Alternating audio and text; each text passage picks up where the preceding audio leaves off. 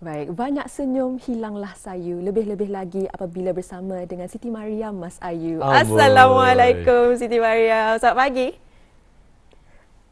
Waalaikumsalam warahmatullahi Hani dan Daud Iskandar. Apa kabarnya pagi ini?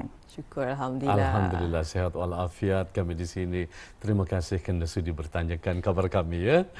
Baik, tentunya Siti Mariam pun pada pagi ini nampak ceria ya. Alhamdulillah itu yang kita harapkan. Tentu sekali dapat melaksanakan tugasan kita insya-Allah untuk bersiaran bersama di Rampai Pagi ini. Bagaimana pula dengan Siti Mariam dan rakan-rakan di daerah Belait? Apa kabar? Alhamdulillah ya, kami dalam keadaan sihat walafiat.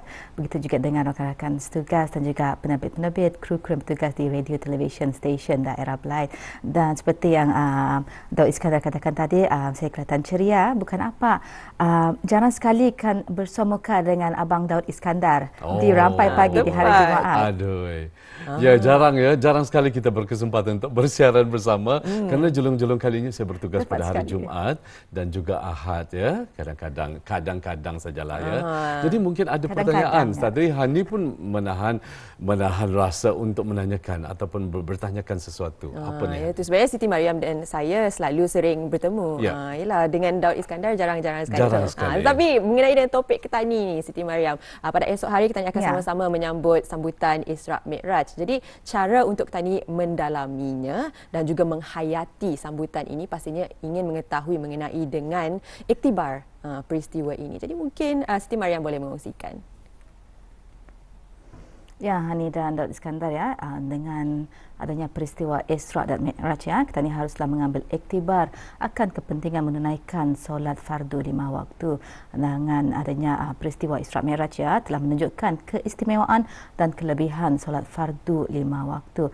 Dan di samping itu juga ya, seperti yang kita telah kongsikan bersama tadi mengenai dengan tema untuk majlis sambutan Isra' dan Mi'raj peringkat negara 1444 Hijrah ini, haruslah kita ni semua mengambil iktibar daripadanya untuk menghayati tema ini, yang mana bersabar, berikhtiar, bertawakal dan berdoa menghadapi ujian, sembahyang meraih redha Allah. Di dalam tema tersebut pun sudah memberikan kita ni mesej dan juga kata-kata motivasi untuk kita ni sentiasa memegang kepada perintah Allah Subhanahu Wa Taala. Betul sekali. Tidak ya. Cukup jelas ya. Baik, untuk berikutnya kita serahkan kepada Siti Mariam untuk melaksanakan tugasan yang diserahkan untuk menyampaikan dan juga berkongsi informasi daripada daerah Belait. Silakan. Silakan. Baiklah, terima kasih rakan setugas. Bismillahirrahmanirrahim. Assalamualaikum warahmatullahi wabarakatuh. Selamat pagi, salam sejahtera dan salam Jumaat buat semua. Alhamdulillah, bersua kita ni kembali ya menerusi lintas langsung dari daerah Belait di Rampai Pagi. Dan Alhamdulillah di pertemuan kita ni hari ini, hari Jumaat, 17 hari bulan Februari 2023 bersamaan dengan 26 Rejab 1444 Hijrah. Dan Alhamdulillah ya, keadaan cuaca di daerah Belait mendung dan insya-Allah akan beransur kelihatan cerah ya pada pagi ini. Dan apapun perancangan bis kita bersama keluarga tersayang hari ini, kami mengharapkan ianya akan berjalan dengan lancar. Baiklah, sudah seterusnya kita ikuti sebuah bahan yang telah disediakan oleh rakan setugas untuk edisi pagi ini.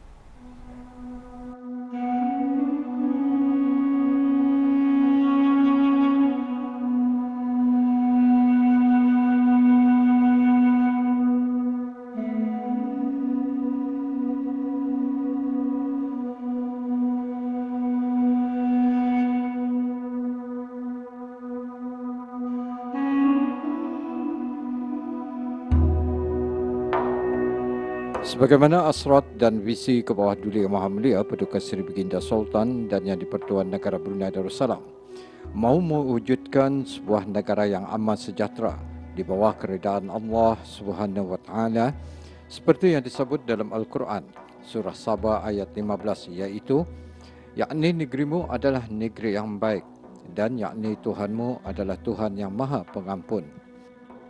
Alhamdulillah, sejak kepimpinan Baginda kita telah menikmati dan berusaha untuk mengekalkan segala rahmat yang dikurniakan oleh Allah Subhanahu Taala pada setiap hambanya di muka bumi Brunei Darussalam ini. Matlamat ini juga adalah impian setiap negara-negara dunia untuk rakyat dan penduduknya. Namun pada hakikatnya tidak semua negara akan mencapai maksud ini kerana nikmat, kesejahteraan dan kemakmuran itu adalah hak Allah Subhanahu wa taala yang menentukan. Pada menegakkan syiar agama Islam di negara kita agar sentiasa kukuh dan berkembang luas, berbagai usaha telah dibuat oleh Kerajaan ke bawah Duli Yang Maha Mulia Paduka Seri Baginda Sultan dan Yang di-Pertuan Negara Brunei Darussalam, khususnya melalui Kementerian Al-Ehwal Ugama Negara Brunei Darussalam. Di bawah pemerintahan Baginda, banyak kemajuan dicapai, khususnya dalam menegakkan dan mengembangkan syiar agama Islam di negara kita, seperti pembinaan masjid-masjid, surau-surau, balai-balai ibadah, sama ada di bandar dan juga di luar bandar. Perkembangan semangat keagamaan juga dilakukan dengan budaya memakmurkan masjid-masjid di negara Brunei Darussalam. Banyak masjid didirikan dan dibangunkan oleh Kerajaan Negara Brunei Darussalam, menunjukkan kesungguhan untuk menyebarkan ajaran Islam.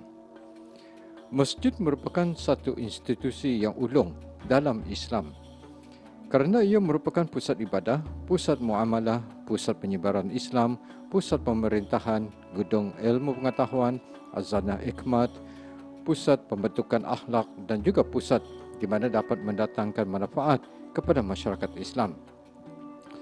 Dengan itu, peranan masjid bukan saja tempat untuk beribadah, namun sebagai institusi yang dapat mendorong untuk membentuk minda dan mengubah karakter masyarakat untuk menjadi insan yang lebih baik.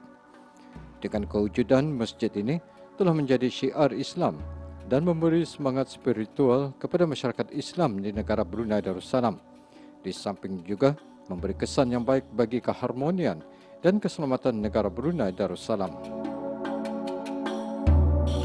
Memandangkan pentingnya institusi masjid untuk menegakkan syiar agama Islam dan bertambahnya jemaah-jemaah di masjid-masjid yang amat ketara ketika ini, Baginda juga menyarankan agar masjid-masjid, surau-surau dan balai-balai ibadah sentiasa dipelihara, di samping menyediakan aktiviti-aktiviti bermanfaat yang bercorak ilmu, agar dengan demikian titah Baginda, masjid dapat berfungsi menyalurkan dakwah dan khidmat asuhan secara umum.